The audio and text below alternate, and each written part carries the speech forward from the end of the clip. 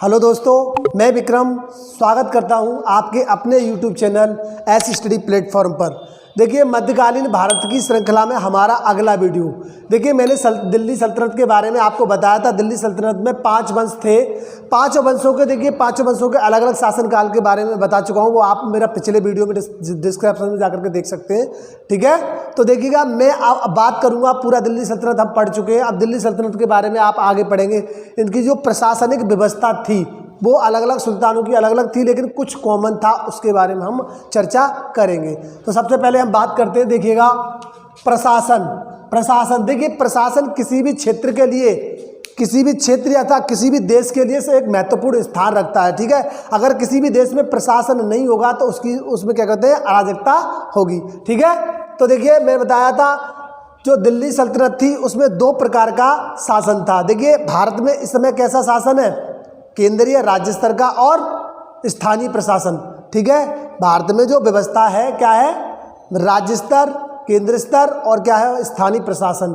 ठीक है, तो देखिए, प्रशासन की बात करता हूं मैं अलग। देखिएगा, अब क्या बात करते हैं, देखिए, सल्तनत काल में क्या होता था, 2 प्रकार का शासन प्रणाली व्यवस्था थी। नंबर 1 थी आपकी केंद्र स्तर पर और दूसरी थी प्रांतीय स्तर पर। प्रांत एकता कहते हैं। एकता प्रांत का जो प्रमुख होता था उसे क्या कहते थे, सूबेदार कहा जाता था। ठीक है, सूबेदार।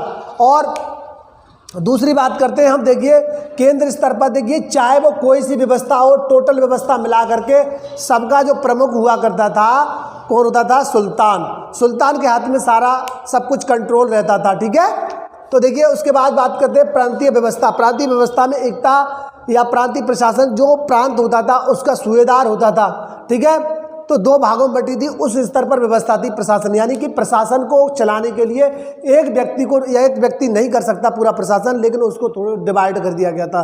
क्या कहते हैं, जैसे हमारा इस समय राज्य स्तर पर अलग है और क्या कहते हैं, केंद्र स्तर पर अलग है, मतलब पूरा सिस्टम बटा हुआ है हमारा। ठीक है, तो देखिएगा, उसके बाद क्या करते हैं, देखिए, मैंने बता दिया जो प्रांत था वो प्रांत किस प्रकार बटा हुआ था। प्रांत सबसे पहले परगना में टूटा, परगना के बाद गाँव। ठीक है, प्रांत था, प्रांत के बाद परगना, परगना के बाद गांव। अच्छा, तो क्वेश्चन पूछा जाता है कि सल्तनत काल में प्रशासन की सबसे छोटी प्रशासनिक इकाई क्या थी, गांव। तो गांव थी। ठीक है, गांव का जो प्रमुख हुआ करता था उसे चौधरी कहा जाता था। गांव का जो प्रमुख होता था उसे चौधरी कहा जाता था। ठीक है, चौधरी। आज आप देखते हैं कि ग्रामीण स्तर पर प्रधान होता है, उसी प्रकार से क्या होता था, गाँव स्तर पर जो होता था वो चौधरी होता था। क्लियर।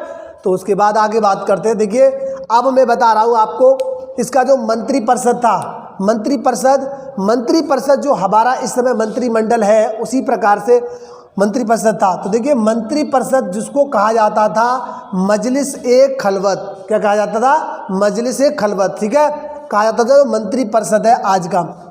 जो इसमें देखिए प्रशासन किस प्रकार से बटा था। नंबर 1 इसमें था वजीर, आप कह सकते हैं वजीर का दूसरा नाम दीवान ए वजारत, इसको प्रधानमंत्री कहते हैं, प्रधानमंत्री कहा जाता था या मान सकते हैं, और इसको कहा जाता दीवान ए वजारत। ठीक है, इसका जो प्रमुख काम हुआ करता था, काम क्या होता था, देखिए, ये एक प्रमुख पद है, सबसे महत्वपूर्ण। यानी शासन व्यवस्था में उस समय में जो वजीर पद होता था वो सबसे ज़्यादा महत्वपूर्ण होता था। और सबसे महत्वपूर्ण होने के कारण देखिए, इसके जो अंडर जो काम आता, देखिए, किसी भी शासन को चलाने के लिए सबसे ज़्यादा पैसे की आवश्यकता होती है, और पैसे का लेन देन या पैसे का जो कंट्रोल होना चाहिए वो एक क्या कहते हैं, पावरफुल आदमी के हाथ में होना चाहिए। तो ये सुल्तान के बाद जो पद होता था वो वजीर का होता था। ठीक है, और वजीर का काम होता था राजस्व विभाग से संबंधित, जो पैसे का लेन देन जो हुआ करता था वो इसी से संबंधित था, वो इसी के नेतृत्व में हुआ करता था। ठीक है, उसके बाद क्या, नेतृत्व में सारे काम पैसे से संबंधित जितने भी काम होते थे वो इसी के साथ अंडरटेक होते थे। ठीक है, अब कहता है आरिज ए मुमालिक। देखिए, अगला पद जो था आरिज ए मुमालिक, इसने कहा दीवाने अर्ज के रूप में, इसको क्या कहते हैं, दूसरा नाम इसको दीवाने अर्ज के रूप में जाना जाता था।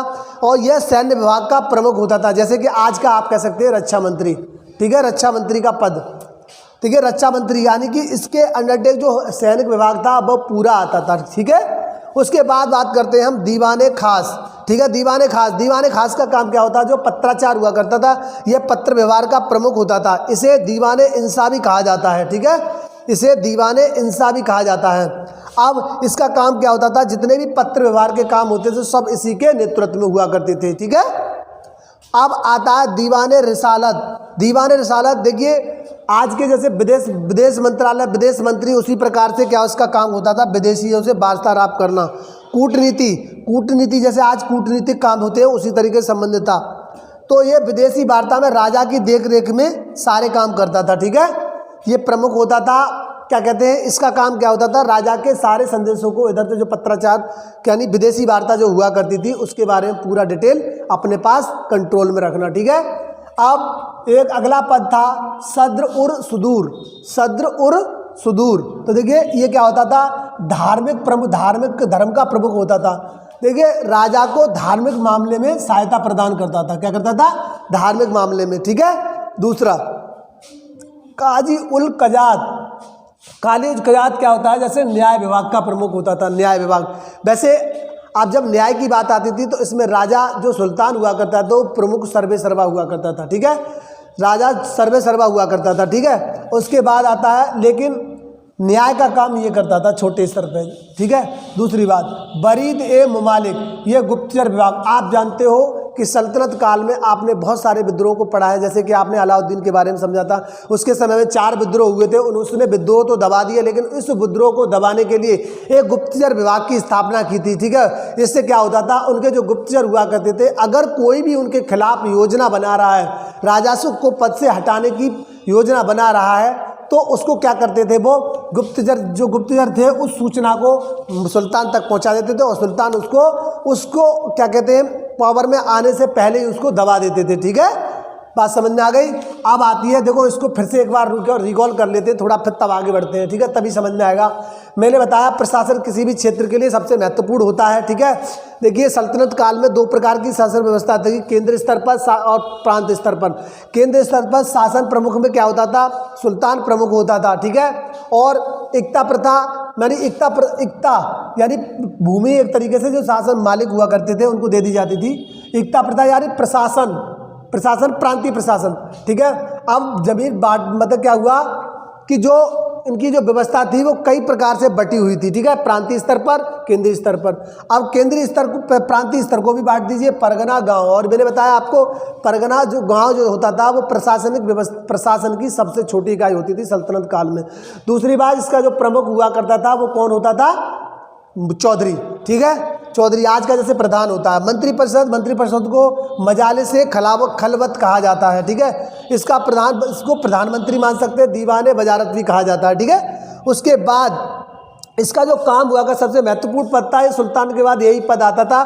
तो क्या किया था, इसका काम था राजस्व से संबंधित सारे कार्यों को देखना। सारे कार्यों को देखना क्या है, अब इसका अगला पद है आरिज ए मुमालिक। यह दीवाने अर्ज के रूप में भी जाना जाता है, ये सैन्य विभाग का प्रमुख होता था, इसे रक्षा मंत्री भी कह सकते हैं, ठीक है। दीवाने खास पत्र व्यवहार का प्रमुख होता था, ठीक है। और दीवाने रिसालत विदेशी वार्ता से संबंधित कूटनीतिकार। सद्र उर सदर सुदूर धर्म विभाग का प्रमुख होता था, धार्मिक मामलों राजा की सहायता करता था। काजी उल कजात न्याय विभाग से संबंधित। अब बरीद ए मुमालिक गुप्तचर विभाग का, ठीक है बच्चों, प्रमुख। कर व्यवस्था क्या क्या थी, इसमें क्या होता था, देखिए कर व्यवस्था इनके समय में 4 प्रमुख कर व्यवस्थाएं प्रमुख थी। देखिए सबसे पहले उस्र जो हुआ करता था, जो मुसलमानों से लिया जाने वाला कृषि कर, कृषि क्षेत्र में जो कर लिया जाता था उसे उस्र कहा जाता था। अगला था खराज जो खराज हुआ करता था, जो हिंदुओं से लिया जाने वाला कृषि कर। देखिए एक बात और आपको मैं बता दूं, जो भी हिंदू और मुस्लिम में जो कर अलग अलग विभाजित थे, तो हिंदुओं से ज़्यादा कर लिया जाता था जबकि मुसलमानों से कम कर लिया जाता था, ठीक है। जकात धन, मुसलमानों से लिया जाने वाला धन, ठीक है, लिया जाने वाला धार्मिक कर, ठीक है, 2.5% हर को देना होता था, ठीक है, जो धार्मिक कर था। जजिया कर जो होता था वो गैर मुसलमानों से, खास करके हिंदुओं से लिया जाता था, ठीक है, बात समझ में आ गई।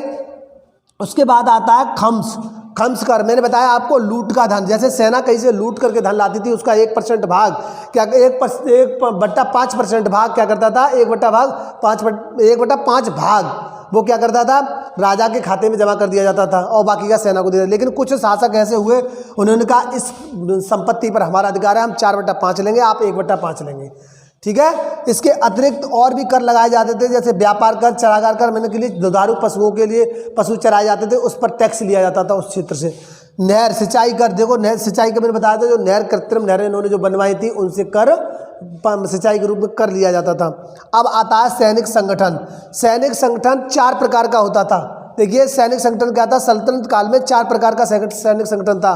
देखिए सुल्तान के अलग से सैनिक हुआ करते थे, ठीक है, सुल्तान जिनकी भर्ती डायरेक्ट करता था अपने लिए, ठीक है। दूसरी बात, इक्तादार, ये प्रांतीय सूबेदार थे, उनको वो इनकी भर्ती क्या करते थे और ये युद्ध के समय काम आया करते थे उनके, ठीक है। अस्थायी सैनिक, मैंने बताया था अस्थायी सैनिक का मतलब क्या था। अलाउद्दीन ने सल्तनत काल में स्थायी व्यवस्था की थी सैनिकों की। उसने क्या किया था, हुलिया लिखवाना, क्या कहते हैं, घोड़ों को दागने की प्रथा अलाउद्दीन खिलजी ने चलाई थी। तो अलाउद्दीन खिलजी के द्वारा शासन व्यवस्था को सबसे ज़्यादा मजबूत और स्थायी सेना रखने वाला काम किया गया था। उससे पहले के शासक क्या करते थे कि युद्ध के समय सैनिकों की भर्ती करते थे और युद्ध के बाद जब युद्ध खत्म हो जाता था तो उनको ज़मीन दान दे दी जाती थी। ज़मीन दान दे करके, पैसे दे करके उनको हटा दिया जाता कि आप जाइए, आप चाहे कुछ भी करिए। तो वो जा करके गांव में अपने आप खेत कृषि कुछ भी जो भी कार्य करते थे वो अपना करते थे, ठीक है। उसके बाद देखिए चौथे जो सैनिक हुआ करते थे, चौथे सेवक, यानी ऐसे मुसलमान जो राजा को स्वयं के रूप से सेवक बनते थे और उनका काम क्या था कि जब क्या करते, हिंदुओं के विरुद्ध युद्ध करना, जैसे धार्मिक लड़ाइयाँ हो गई तो उसमें क्या करता है, हिंदुओं के विरुद्ध वो युद्ध में लड़ा करते थे। अब मैं बताऊँ आपको सेना के प्रमुख, सेना के 3 प्रमुख थे। सेना 3 प्रकार की थी। नंबर 1 सेना थी घुड़सवार, ठीक है, घोड़ों की सवार, गज सेना और पैदल सेना। देखो बच्चों, घुड़सवार, गज सेना, पैदल सेना, ठीक है। घोड़ों, मैंने बताया हुलिया दागने के बाद घोड़ों की कंट्रोल, घोड़ों की संख्या को काउंट किया जाएगा, उससे पहले काउंटिंग नहीं थी, ठीक है, थी, लेकिन सबसे ज़्यादा जो सुदृढ़ बनाया था वो किसने बनाया था, अलाउद्दीन खिलजी ने, ठीक है। अलाउद्दीन खिलजी, मैंने बताया आपको, खिलजी वंश का सबसे महत्वपूर्ण शासक माना जाता है। अब आप चला जाइए गुलाम वंश में, तो क्या कहते हैं, जैसे इल्तुतमिश था, वो भी एक बहुत ताकतवर राजा था, ताकतवर सुल्तान था, ठीक है। उसके बाद क्या हुआ था कि जो बलबन था उसने भी गौर रक्त की नीति अपनाई थी, यानी निरंकुश शासक हुआ करते थे, इनको कोई मतलब नहीं था किसी की जनता से, कोई मतलब कितनी मारिया, लेकिन शासन व्यवस्था इनकी अपने तरीके से होती थी, ठीक है। उसके बाद इनकी सेना मैंने बताई थी घुड़सवार। अब सेना संगठन के प्रमुख पदों का विभाजन दशमलव प्रणाली पर था। दशमलव प्रणाली आप समझ सकते हैं, मैं बता रहा हूँ आपको कि 10 पर 1 हुआ करता था, 10 पर 1 हुआ करता था, ठीक है। 10 पे, जैसे कि मैं आपको एक चार्ट बता रहा हूँ, देखो किस तरीके से है, यानी ये वाला, ठीक है। देखिए 10 घुड़सवार पर 1 सरेखेल था, 1 सरेखेल होता था, 10 घुड़सवार पर 1 सरेखेल होता था, और 10 सरेखेल पर 1 सिपह सलाहकार होता था, सलार। 10 सिपह सलाहकार पर 1 अमीर हुआ करता था, और 10 अमीर पर 1 मलिक, और 10 मलिक पर 1 खान। तो देखो ये व्यवस्था थी पूरी सेना की। मैंने बताया 10 घुड़सवार पर 1 सरेखेल, और 10 सरेखेल पर 1 सिपह सलार, और तीसरा 10 सिपह सलार पर 1 अमीर, और 10 अमीर पर 1 मलिक, और 10 मलिक पर 1 खान हुआ करता था। ये व्यवस्था थी इनकी सेना की, ठीक है। बात समझ में आती है। आगे में बढ़ते, अब आते हैं न्याय विभाग में। न्याय विभाग में देखिए इनके समय में बहुत बड़ा, बहुत ही कठोर दंड हुआ करता था, बहुत ज़्यादा कठोर। देखिएगा, अगर कोई गलती कर रहा है तो उससे मांस काट लेना, उसका हाथ काट देना, और उसको मृत्यु दंड देना। इसका मैंने बताया आपका न्याय विभाग का जो प्रमुख हुआ करता था वो सर्वेसर्वा सुल्तान हुआ करता था, ठीक है। सुल्तान, जैसे उच्च सुप्रीम कोर्ट है उसी तरीके से भारत में व्यवस्था मैंने आपको बताई थी। देखिए सुप्रीम कोर्ट, ठीक है, हाई कोर्ट, और क्या कहते हैं, डिस्ट्रिक्ट कोर्ट। यानी भारत में ये व्यवस्था है इस समय पर, जो भारत में व्यवस्था है वो 3 प्रकार की व्यवस्था है, supreme court, high court, district court. ऐसा नहीं है कि इनको अलग अलग माना जाए कि राज्य स्तर का अलग और क्या कहते हैं केंद्र स्तर का अलग न्याय, ठीक है। ये स्थिति है न्याय विभाग की हमारे यहाँ। देखिए अब न्याय विभाग की बात करते हैं धार्मिक मामलों में। अगर देखो धार्मिक न्याय की बात आती थी तो सुल्तान किसकी सहायता लेता, सद्र और गाजी की, सद्र और गाजी की सहायता लेता था, ठीक है। अब देखिए मैं आपको एक चीज़ और बता दूं कि कुछ विभाग हैं जिनकी स्थापना किन किन शासकों ने की थी, किस क्षेत्र में क्या हो उसको कहते थे, ठीक है। सबसे पहले बात आती है दीवाने खराज। देखिए दीवाने खराज जो वित्त से संबंधित विभाग होता है, और इसका काम क्या होता है, अलाउद्दीन, इसकी व्यवस्था जो की थी, जो की स्थापना की थी वो अलाउद्दीन खिलजी ने की थी, ठीक है। अगला जैसे दीवान ए कोही, दीवाने कोई आपको बता दूं कृषि से संबंधित विभाग था, ठीक है, कृषि से संबंधित विभाग था। देखिए मैंने बताया था जो मोहम्मद बिन तुगलक, देखिए क्या कहते हैं, इसकी स्थापना की थी, ठीक है। अब उसके बाद आती है आपको दीवाने अर्ज। दीवाने अर्ज सैन्य विभाग हुआ करता था, जिसकी स्थापना क्या कहते हैं, बलबन। और मैं आपको एक महत्वपूर्ण बात बता दूं कि क्या कहते हैं, जो चालीसा था, 40 सरदारों का समूह, वो किसने समाप्त किया था, बलबन ने, ठीक है, चहलगानी, ठीक। दीवाने बंदगान ये के दासों से संबंधित विभाग हुआ करता था, इसकी स्थापना फिरोज शाह तुगलक ने की थी। मैंने आपको बताया था कि फिरोज शाह तुगलक के समय में 1,80,000 दास थे, ये दासों से बहुत प्यार करता था। इसलिए देखो दास की बात करते हैं, दास को संबंधित ये नहीं है, मैं पहले भी बता चुका हूँ आपको कि दासों से निम्न वर्ग के काम नहीं कराए जाते थे, इनसे एक काम वो भी लिया जाता था जो युद्ध क्षेत्र में, ये युद्धों में भी लड़ाई किया करते थे, ठीक है, तो राजा की सहायता करते थे। दासों का मतलब बिल्कुल निम्न वर्ग के व्यक्ति नहीं होते थे, ठीक है। दूसरी बात, दीवाने खैरात, देखिए एक ऐसा विभाग था जो आर्थिक रूप से पिछड़े लोगों की मदद करना, इसका काम था, ठीक है। आर्थिक जो विधवा हुआ करती, विधवा, ठीक है, आर्थिक, इसका फिरोज शाह तुगलक ने इसका क्या कहते हैं, इसका संस्थापक इसी का था। दीवाने इस्तेहाक, इसको ये पेंशन से संबंधित विभाग था, इसको भी क्या कहते हैं, फिरोज शाह तुगलक ने बनाया, मतलब स्थापित किया था। देखिए थोड़ा सा और देख लीजिएगा उस समय की स्थिति के बारे में मैं आपको बता देता हूँ, समाज किस तरीके का था, ठीक है। समाज किस तरीके का था, समाज उस समय जो था 2 विभागों में बटा हुआ था, मतलब 2 तरीके से, यानी एक तो हिंदू और दूसरा मुस्लिम। तो देखिए मुस्लिमों की स्थिति अलग थी, हिंदुओं की स्थिति अलग थी। हिंदू देखो मुस्लिमों में क्या था, विदेशी मुसलमान और देश वाले मुसलमान। जो विदेशी मुसलमान थे तुर्क थे, और इसके बाद भी मुस्लिम जो थे शिया और सुन्नी दोनों में बटे हुए थे, तो भी उनमें बहुत सारा आपस में विवाद रहता था, ठीक है। और देखिए मुस्लिमों में जो स्त्रियों की स्थिति होती थी, स्थितियों में उनका स्थिति का मतलब स्त्रियों को भोग का संसाधन समझा जाता था, उससे ज़्यादा उनको कोई वरीयता नहीं थी, क्योंकि उनमें प्रशासनिक व्यवस्था में उनका कोई महत्व नहीं होता था। केवल रजिया सुल्तान को लेकर के आप कह सकते हैं, नहीं तो आप पूरी दिल्ली सल्तनत की बात कर लीजिए तो स्त्रियों को कोई महत्व, कहीं भी कोई पद नहीं दिया गया है, ठीक है। तो स्त्रियों की व्यवस्था बहुत खराब थी, बहुत ज़्यादा दुर्दशा थी। उसी प्रकार उस समय में दास भी हुआ करते थे, लेकिन दास को मैंने आपको बताया कि जो दास होते थे उनको युद्ध क्षेत्र में भी बहुत ज़्यादा सपोर्ट लड़ते थे, जो ताकतवर हुआ करते थे, और उनसे अलग अलग कार्य कराए जाते थे। गुलामों की तरह तो रखा जाता था, लेकिन उनसे कार्य थोड़े वैसे कराए जाते थे, ठीक है। अब मैंने आपको बताया स्त्रियों की स्थिति क्या थी, अपने क्या कहते हैं, हिंदुओं की बात करता हूँ, अपने शब्द से मेरा आप बुरा मत समझना, लेकिन मैं एक विशेष रूप से कह रहा हूँ कि हिंदुओं की जो स्थिति हुआ करती थी, हिंदुओं में जाति प्रथा, जौहर प्रथा, सती प्रथा बहुत ज़्यादा चरम सीमा पर थी। तो इसमें भी कोई ज़्यादा खुश नहीं थी स्त्रियाँ, लेकिन इनमें बहुत ज़्यादा परेशानी वाली स्थिति, बहुत बुरी स्थिति थी स्त्रियों की, कह सकते हैं सल्तनत काल में, ठीक है। अब देखिएगा मैं आपको बताता हूँ, देखिए उस समय क्या होता था कि सल्तनत काल में भारत, देखिए भारत एक ऐसा देश, समृद्धशील देश रहा है, क्योंकि भारत एक कृषि प्रधान देश है, और कृषि में भारत का सबसे महत्वपूर्ण स्थान रखता है पूरे विश्व में, ठीक है। तो देखिए उस समय क्या होता था कि भारत के पास सोना चांदी बहुत सारी चीज़ें थी। तो देखिए उस समय क्या होता था, कृषि जो हुआ करती, जो अधिशेष, एक अधिशेष शब्द आता है कि जिस देश का अधिशेष सबसे ज़्यादा होगा उसकी स्थिति समृद्ध होगी, ठीक है, समृद्ध होगी। जैसे आपने बचाया, आपके पास आपने खाना पीना खाया, खाना पीना खाने के बाद आपके पास पैसा बचता है, तो आप उसे किसी में लगा देंगे, तो आप क्या करेंगे, आप ग्रोथ कर जाएंगे।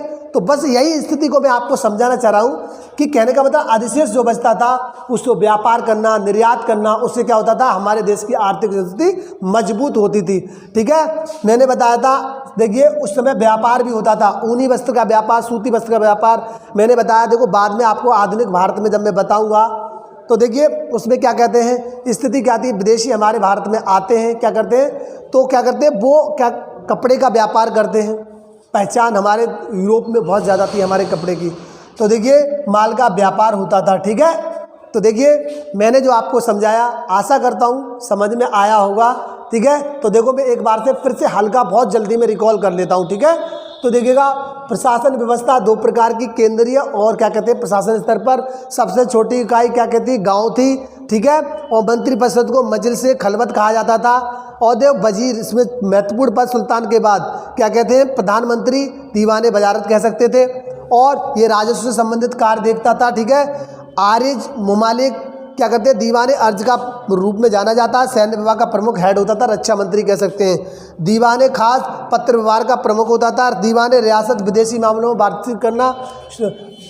सदर सुदूर धार्मिक विभाग में का प्रमुख धार्मिक मामलों में क्या कहते हैं, सुल्तान की सहायता करना। काजी उल क़याद क्या कहते हैं, न्याय विभाग से संबंधित। बरीद मुमालिक गुप्तचर विभाग का प्रमुख होता था। कर व्यवस्था क्या थी इनके यहाँ, मुसलमानों से कर लिया जाने वाला कर उसर कहलाता था। खराज जो हिंदुओं से लिया जाने वाला कर था, मैंने बताया हिंदू और मुस्लिम दोनों करों में अलग अलग व्यवस्था थी, क्योंकि हिंदुओं से ज़्यादा लिया जाता था और मुसलमानों से कम, ठीक है। ज़कात, ज़कात ऐसा धन जो मुसलमानों से क्या कहते हैं धार्मिक कर के रूप में लिया जाता। जजिया कर गैर मुसलमानों यानी खास करके हिंदुओं से। और देखो खम्स जो लूट का धन होता था उसका 1% भाग राजा के राजकोष में जमा हो जाता था, और कुछ शासकों ने तो 4/5 अपने कोष में जमा करा, क्योंकि इस पर उनका अधिकार समझते थे वो, ठीक है। इसके अतिरिक्त व्यापार कर, चारागार कर और लिया था नहर सिंचाई कर भी आता। सैनिक संगठन, देखो सल्तनत काल में 4 प्रकार के सैनिक संगठन थे। सुल्तान के द्वारा अपने रूप में भर्ती किए जाते थे, और इक़्तिदार भी भर्ती करते थे, जो प्रांतीय सूबेदार हुआ करते थे, सूबेदार, ठीक है। अस्थायी सेना मैंने बताया युद्ध के समय भर्ती किए जाने वाले, और युद्ध के बाद उनको पैसा दे करके वापस कर दिया जाता कि आप जाए कुछ भी करें। मुसलमान स्वयं सेवक होते जो हिंदुओं के विरुद्ध युद्ध करते थे जब धार्मिक कट्टरता होती थी तब। सैनिक सेना 3 प्रकार की थी, गज सेना, पैदल सेना, ठीक है। और मैंने आपको बताया दशमलव प्रणाली पर थी, 10 पर 1 था, 10 घुड़सवार पर 1 सरेखेल और 10 सरेखेल पर 1 सिपह सलार, और ये 10 सिपह सलार पर 1 अमीर और 10 अमीर पर 1 मलिक और 10 मलिक पर 1 खान, ठीक है। अब उसके बाद न्याय विभाग की बात करते हैं तो न्याय में बहुत कठोर था, हाथ काट देना, मांस काट लेना, मृत्युदंड देना, ठीक है। और धार्मिक न्याय में राजा सद्र और काजी से क्या करता था, सहायता लेता था। अब उसने क्या कहा, कुछ विभाग में बता देता हूँ। दीवान खराज वित्त मंत्री वित्त से अलाउद्दीन खिलजी ने इसकी स्थापना की थी, और दीवान कोई कृषि विभाग था, मोहम्मद बिन तुगलक MBT कह सकते हैं। दीवान अर्ज सैन्य विभाग जो बलबन ने स्थापित किया था, और दीवाने बंदगां दासों के लिए एक विभाग था जो फिरोज शाह तुगलक ने बनाया, मतलब तैयार वो क्या था, बनाया था। आप कैसे, दीवाने खैरात ये क्या कहते हैं आर्थिक रूप से पिछड़े हुए लोगों के लिए सहायता के लिए बनाया गया विभाग था। दीवाने इस्तेहाक पेंशन व्यवस्था, FST जे भी कहते हैं, फिरोज शाह तुगलक ने करवाया था। मैंने बताया था 2 समाज 2 प्रकार से बटा हुआ था, हिंदू और मुस्लिम में। तो देखिए मुस्लिम समाज में क्या था, 2 प्रकार के मुसलमान थे, तुर्क और भारतीय मुसलमान। जो पहले हिंदू थे वो मुसलमान बन गए थे राजा के प्रभाव में आकर के, तो मुसलमान बन गए थे। तो क्या कहते हैं जो भारतीय मुसलमान थे उनको हे दृष्टि से देखा जाता था, और जो तुर्क मुसलमान थे उनको उच्च पद पर और अच्छी व्यवस्थाएं मिलती थी। तो देखिए क्या कहते हैं, और उसके बाद भी सिया सुन्नी में बटे थे ये, ठीक है। स्त्रियों की दशा मैंने बताया था, इनको भोग का संसाधन माना जाता था मुस्लिमों में खास करके, ठीक है। और दूसरी बात क्या कहता है, भारत और क्या कहते हैं जो हिंदुओं में हुआ करता जाति प्रथा, जौहर प्रथा, छुआछूत बहुत ज़्यादा थी, ठीक है। उसके बाद मैंने बताया था अधिशेष इनके पास बहुत था उस समय पर। भारत बहुत एक समृद्धशील देश था, कृषि प्रधान देश तो अब भी है और तब भी था, ठीक है। तो देखिए इनके पास अधिशेष बचता था, जिसके पास अधिशेष ज़्यादा होता है वो क्या कहते हैं समृद्धशील राज्य देश बन जाता है। तो देखिए उन्होंने व्यापार किया था, ऊनी वस्त्र, सूती वस्त्र और माल व्यापार, बहुत ज़्यादा व्यापारी मतलब विदेशों से व्यापार किया जाता था, और भारत की स्थिति बहुत मजबूत थी, ठीक है। तो देखिए ये मैंने बताया मेरा पढ़ाया हुआ आपको सल्तनत काल का जो प्रशासनिक व्यवस्था है वो आपको समझ में आई होगी। तो देखिए आपको अगर पसंद आए तो लाइक और शेयर करिएगा, और मुझे भी मोटिवेट करिएगा। धन्यवाद, मिलते हैं अगले वीडियो में।